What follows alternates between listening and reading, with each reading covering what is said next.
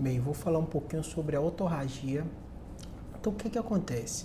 Muitas vezes um paciente tem um trauma, uma pancada e começa a ter um vazamento de sangue pelo ouvido. De um modo geral, por causa da fratura do processo mastóide, que está aqui atrás. E esse processo, ele é aerado, tem ar e é muito cheio de vasinho também, né? Porque o próprio osso, ele é muito vascularizado. Então, às vezes, você tem uma fratura nessa região que começa a sair esse sangue pelo ouvido. Obviamente que assusta.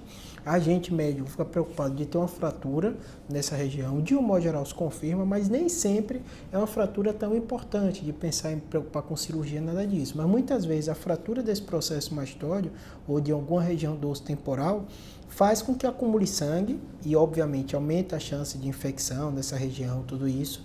Mas de um modo geral, só o sangramento por si é um sinal de que alguma coisa fraturou. E você precisa ter um acompanhamento. Na grande maioria das vezes vai se resolver espontaneamente. Você tem que ficar atento para não ter nenhum quadro infeccioso, que aí pode complicar, dando até uma mastoidite, uma infecção lá dentro.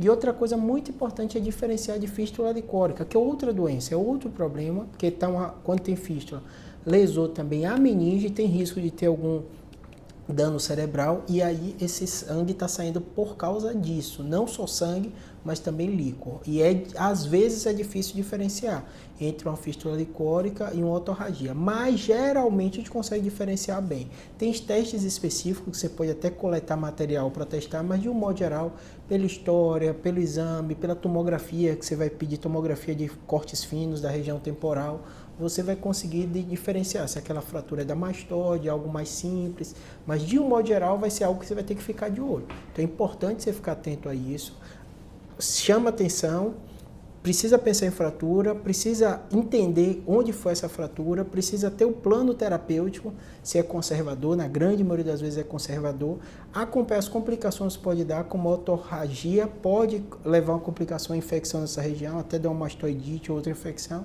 e diferenciar de fístula licórica. Pode acontecer as duas coisas, ter uma fratura, sair sangue e também sair líquor também. Então, por isso que é bem importante a gente ficar atento a isso. Espero ter ajudado, obrigado.